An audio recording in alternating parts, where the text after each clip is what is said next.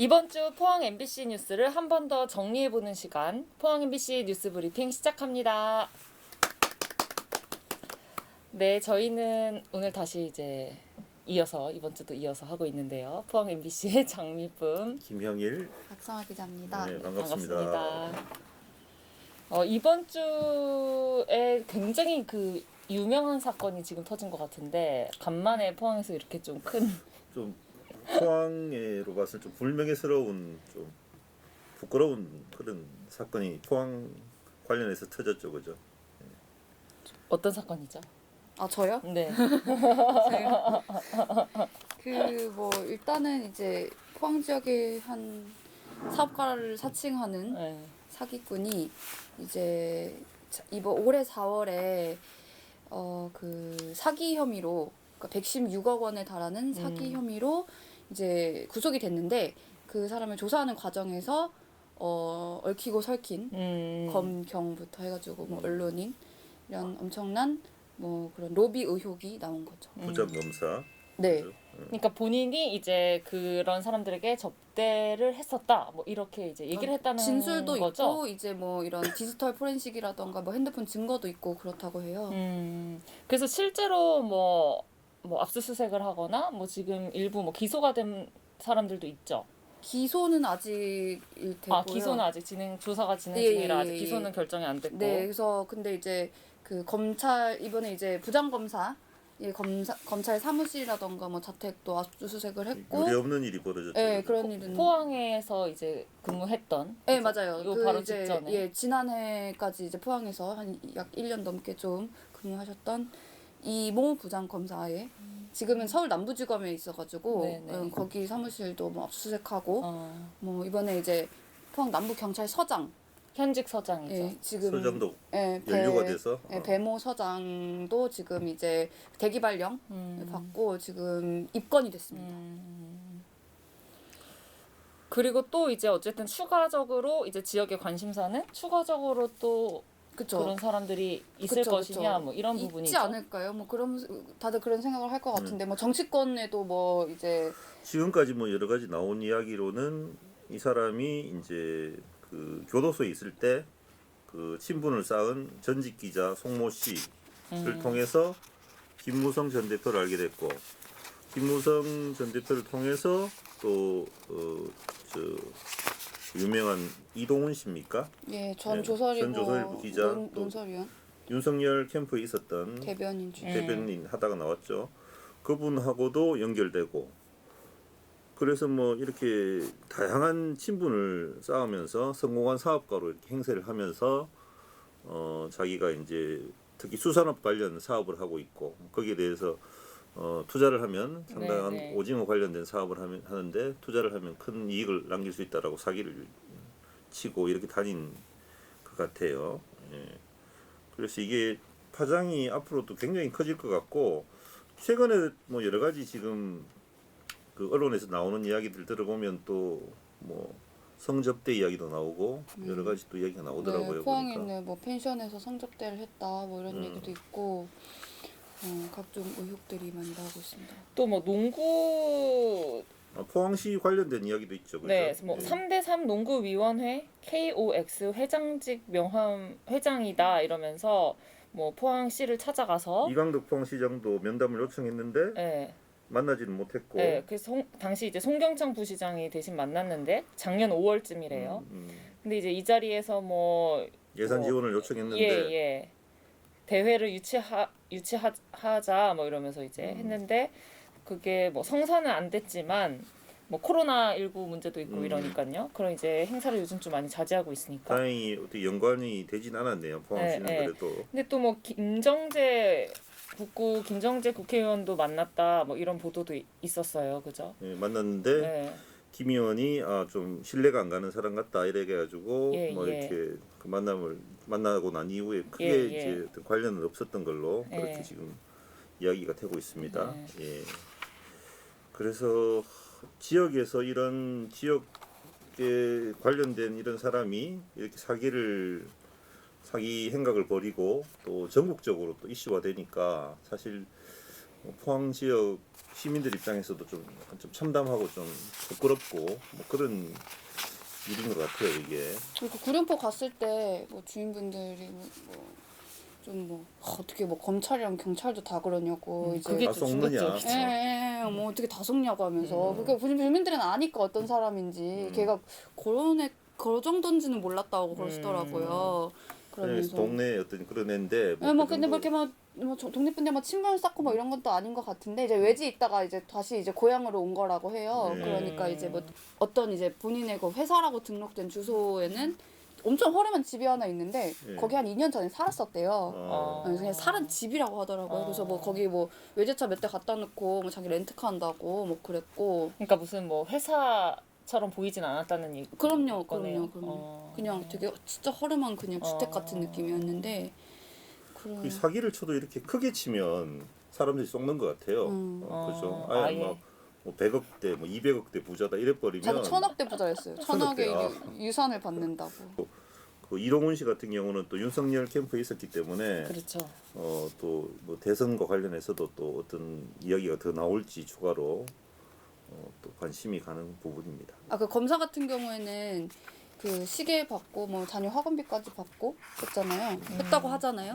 네, 근데 이제 뭐 경찰 조사에서 본인이 그거 받고 이제 고맙다. 문자까지 네, 보내고. 문자까지 보낸 걸로 좀 확인이 되고 네. 있고, 근데 이제 그 서장 같은 경우에는 이제 본인이 그런 사람인지 몰랐다라고 하면서 밥을 한 2번 먹었는데, 네. 예, 한 번 자기가 샀다. 라고 지금 뭐 하고 있는 것 같더라고요. 본인은 그 이제 부인을 하고 있는 상태고 예, 그죠? 그런 거죠. 근데 이제 뭐 경찰 조사에서는 한 뭐 100억이래. 100만 원 정도 상당의 뭐 수산물을 뭐 선물받거나 뭐 그런 게 있는 걸로 지금 그러네요. 조사가 한 번에 되고 있다. 한 번에 100만 원, 1년에 300만 원이 넘는 금품을 받은 단서를 했다고 확보하고 하는데 피의자로 전환했다. 이러네요. 어쨌든 본인은 그 사실을 네. 부인하고 있는 상황입니다. 네. 그죠? 예. 직무에서는 지금 배제돼 있죠, 그죠? 네, 대기발령 네, 이 부분은 뭐 이 정도로 또 하고 앞으로 또 추가 속보가 나오면 저희들도 또 적극적으로 다룰 그럴 계획이죠, 그죠? 저예요? 박선아 기자가 뭐 열심히 저요? 또 네. 취재를 할 겁니다, 그죠? 네. 그리고 이제 또 오래간만에 또 포스코 이슈가 하나 있어가지고 저희가 보도를 했는데, 그러니까 포항시 의회에서 김상민 의원이 5분 발언을 했는데 거기서 이제 새롭게 알려진 내용이에요. 포스코 계열사인 포스코 에너지가 포항시를 상대로 세금 27억 원을 다시 취소해달라. 본인들이 이제 냈던 세금을 2015년부터 한 4년 동안 냈던 세금인데 이거를 돌려달라는 소송을 낸 거예요. 그래서 포항시를 상대로 낸 소송이고, 그래서 의회에서는 이게 지역 자원 시설세라고 해가지고 그 목적세예요. 세금도 종류가 되게 많은데 어떤 환경 보호나 환경 개선 등에 필요한 재원을 확보하고 지역의 자원을 보호하자는 취지에서 만들어진 세금을 이렇게 포스코 에너지가 정당하지 못한 이유로 정당하지 못하다고 판단한 거죠. 시의회에서는 이렇게 소송을 제기한 것은 좀 잘못됐다. 이렇게 좀 문제 제기하는 차원에서 이제 발언이 있었던 거예요. 부생가스 복합 발전소라는 게 거의 10개 정도 있는데 포항제철소 내에 그게 이제 어쨌든 간에 거기서 여러 가지 환경오염 물질이 발생할 수 있고 거기에 대해서 지역 자원 시설세를 부과하는 거 아닙니까? 그죠? 네네. 그래서 포항시는 그 법률에 따라서 이제 부과를 했는데 포스코 에너지는 그 법률을 적용하는 게 부당하다 이런 입장인데 네네. 그게 좀 이제 설득력이 떨어진다는 거예요. 그런 해석이 그러니까 이게 어떤 부분이냐면 지방세법 143조인가에 보면은 그 지역자원시설세 납세 의무가 있는 사람에 대해서 이렇게 규정을 하고 있는데 화석연료를 사용해서 발전하는 자를 해당이 된다라고 하고 있어요. 근데 이제 부생가스라는 거는 제철소를 돌리면서 나오는 고로가스나 뭐 저희 전에도 여러 번 말씀드렸지만 뭐 코크스 오븐 가스인가요? 고가스. 이제 어쨌든 화석 연료죠, 그렇죠? 네, 그것이 이제 화석 연료 석탄이나 코크스를 태워서 나온 가스고 그걸 이제 부생가스인데 그걸 또 이제 한 번 더 돌려서 이제 가공한 게 발전한 게 이 부생가스 발전인데 그러니까 이게 기원은 화석 연료가 맞아요. 그거는 그렇죠. 다 동의하는 부분이거든요. 그래서 이거를 비재생 폐기물이라고도 해요. 이 부생가스를.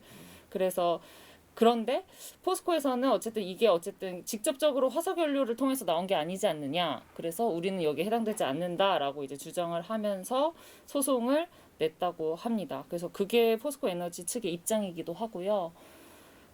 그래서 이 부분에 대해서는 좀 부적절하다. 제 상식으로 봐도 이게 화석 연료에서 나온 에너지라고 해야 되지 않을까요? 부생가스를 관리 감독하는 예를 들어서 어떤 규제하는 어떤 뭐 규정 같은 건 따로 없잖아요.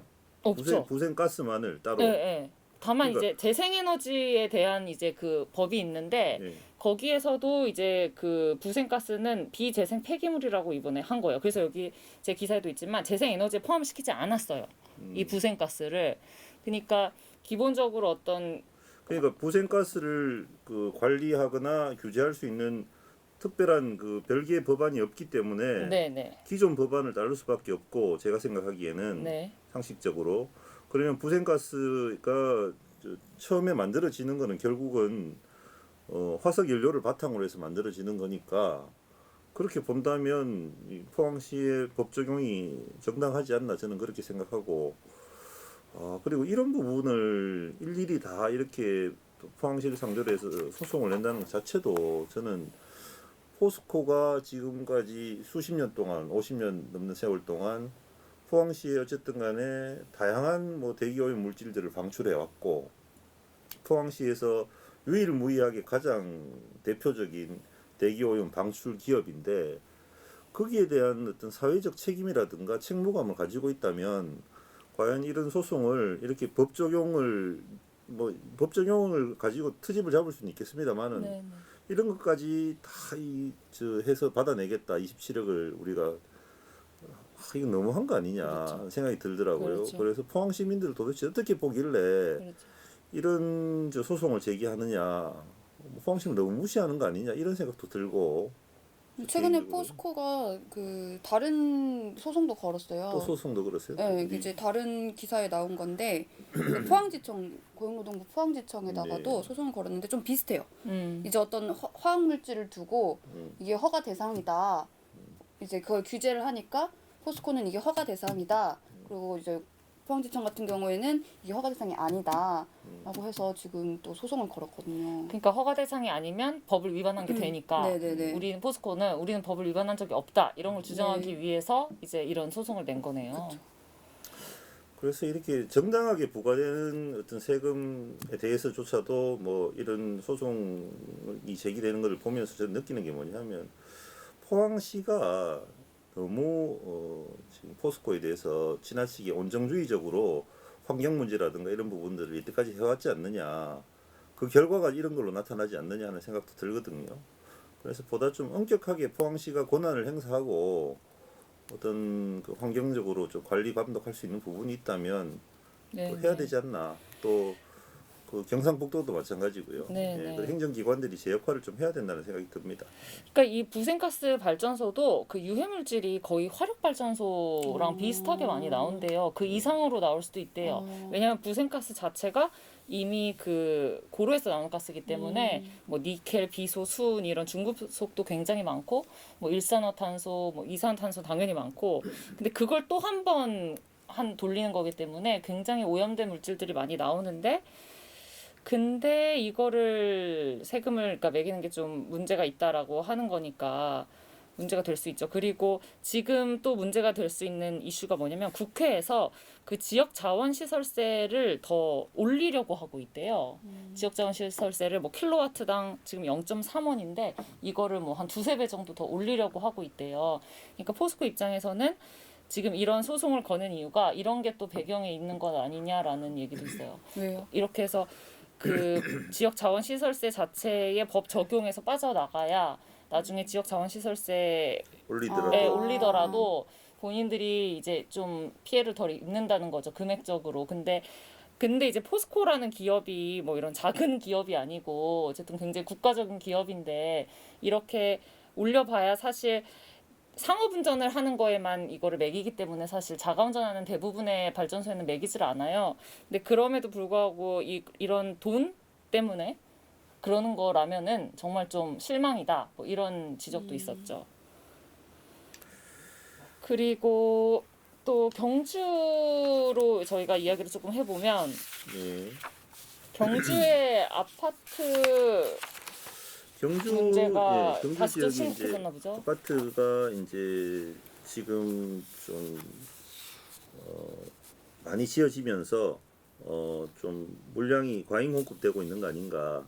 또 최근에 이제 지어진 그 아파트들 같은 경우 외지 투기 수요가 많이 몰리면서 지금 뭐 신축된 아파트들 보면 저녁에 이렇게 가보면 불이 꺼져 있고 네, 네.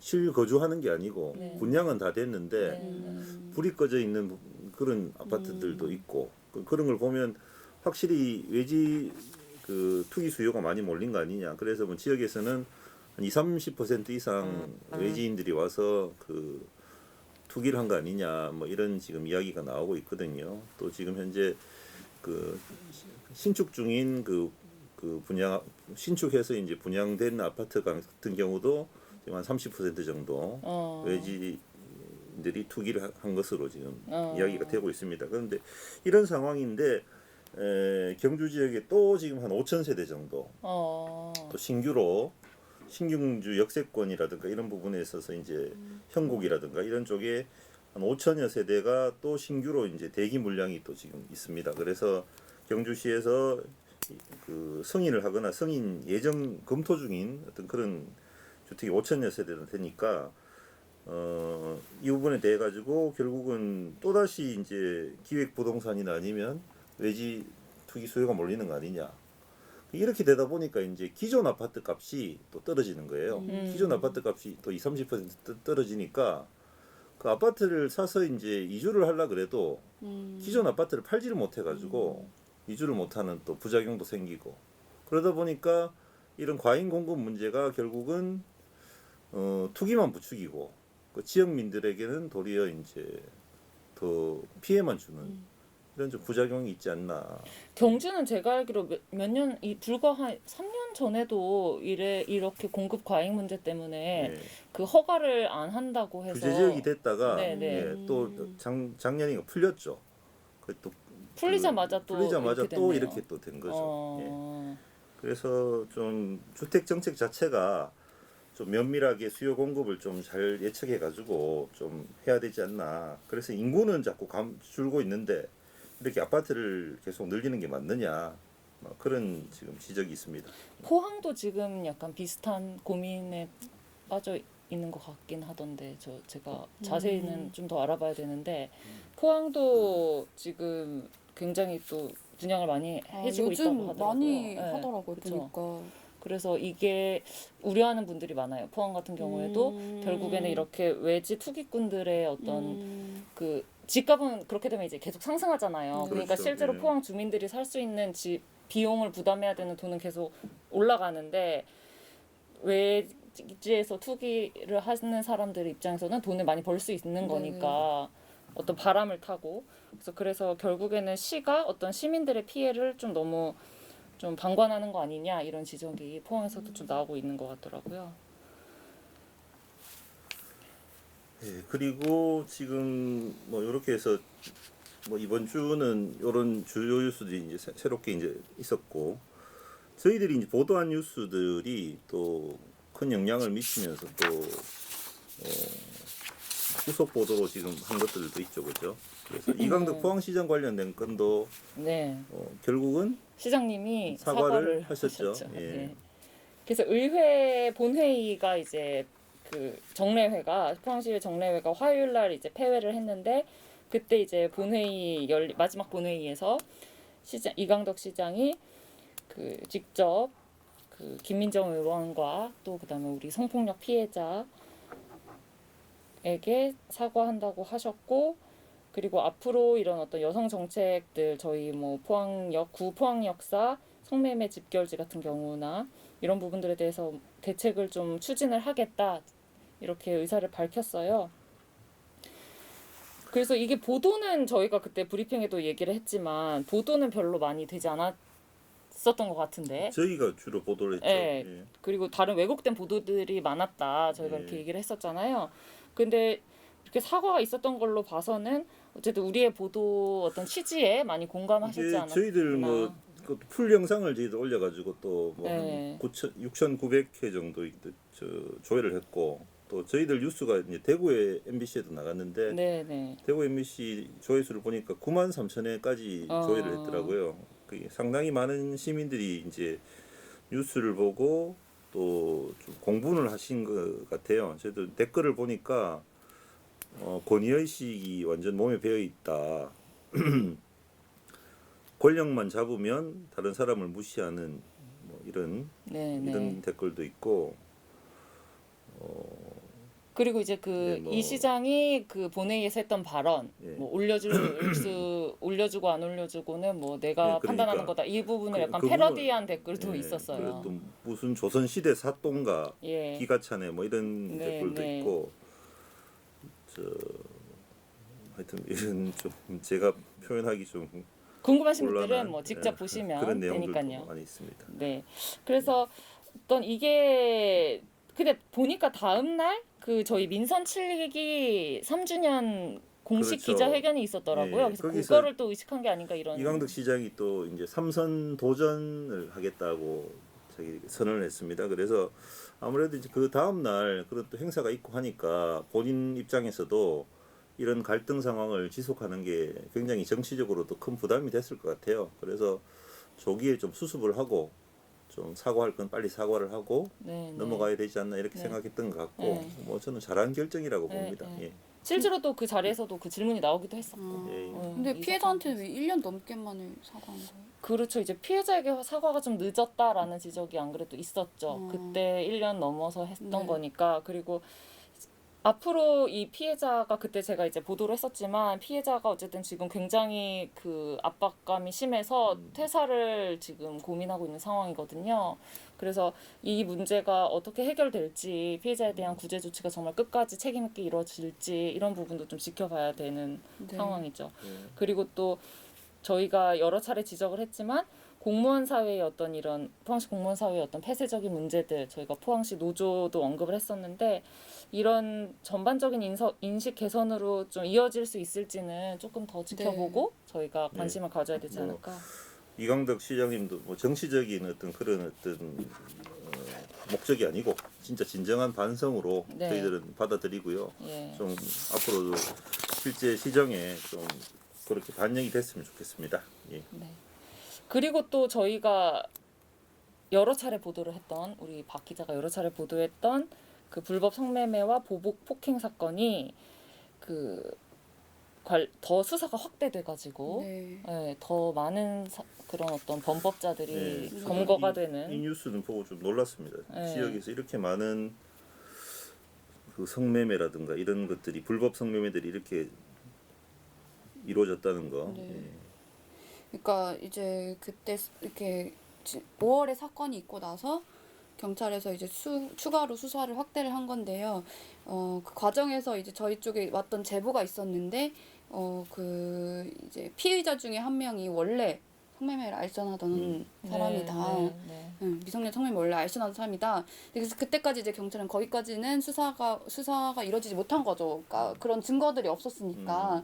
그래서 이제 그 제보를 통해서 이제 수사가 좀 더 확대가 돼서 이번에 이제 성매수자 15명 그리고 네. 이제 알선 혐의, 강요 혐의를 받는 사람 12명이 추가로 지금 검거가 된 건데요. 저도 좀 놀랐어요. 근데 이제 보통 이 사람들이 모두 다 이 알선 혐의나 매수자나 다 이용한 게 어플이에요. 채팅 어플. 뭐 뉴스에도 많이 나오지만 예, 어플인데 이제 제가 그걸 가입을 해봤어요. 그날 가입을 해봤더니 가입하자마자 이제 쪽지가 오더라고요, 저한테. 그래서 뭐 몇 살이냐, 뭐 이런 식으로 하더라고요. 그래서 제가, 그래서 가입을 해서, 그러니까 몇 살이냐 해서, 그때 이제 카메라 선배랑 이제 같이 있었는데, 그래서 제가, 이걸 일단은 뭐 척을 계속 해볼까요? 해가지고, 제가 16살이다, 라고 했어요. 이제 중학생들이었으니까, 이 피해자들이. 했더니, 괜찮대요. 그래서 자기가 지금 가겠다고 막 그러는 거예요. 포항입니까? 그러면? 그래서 자기가 이제 38살인데 그 사람은 이제 그래서 자기가 계속 오겠다는 거예요. 그래서 저 16살인데 괜찮아요? 이랬거든요. 그랬더니 뭐 괜찮대요.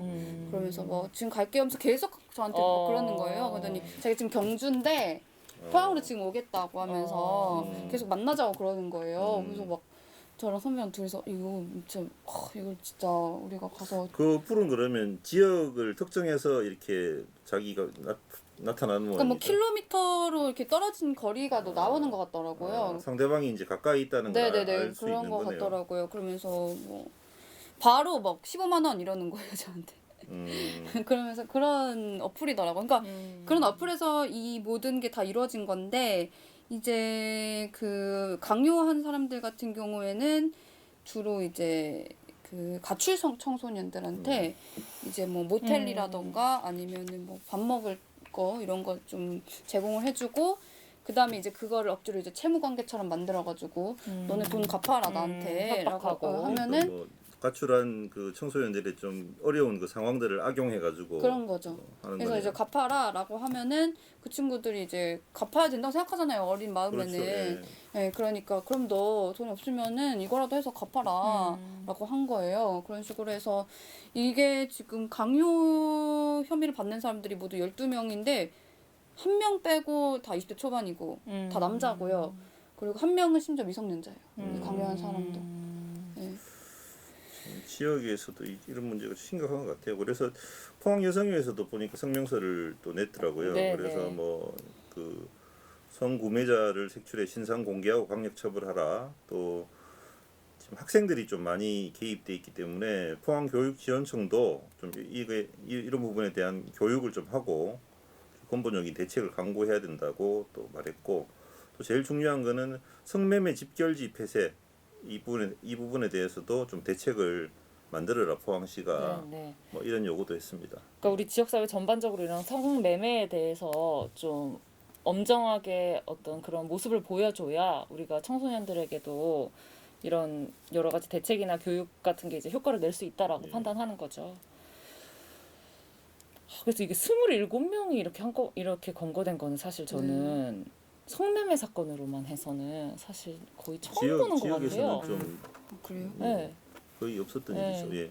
그래서 뭐 2명 이제 구속됐는데 성매수자 같은 경우에는 2명 구속된 거는 이 사람들은 사실 그러니까 미성년자라는 거 알고 해서 알고 알고도 알고 했다는 해서 게 더 그러면은 문제라는 거죠. 그렇게 되면 이제 좀 더 강력한 처벌이 들어가서 구속됐다고 하더라고요. 그래서 이 부분에 대해서는 어쨌든 강력한 처벌과 어떤 뭐 교육이나 대책이 같이 병행돼야 되는 거니까 좀 앞으로도 경찰이 좀 더 이런 부분에 대해서는 좀 고삐를 좀 조여야 되지 않을까. 네, 오늘 뉴스 브리핑은 그러면 여기까지 하도록 하겠습니다. 관심 있게 지켜봐 주신 여러분 감사합니다.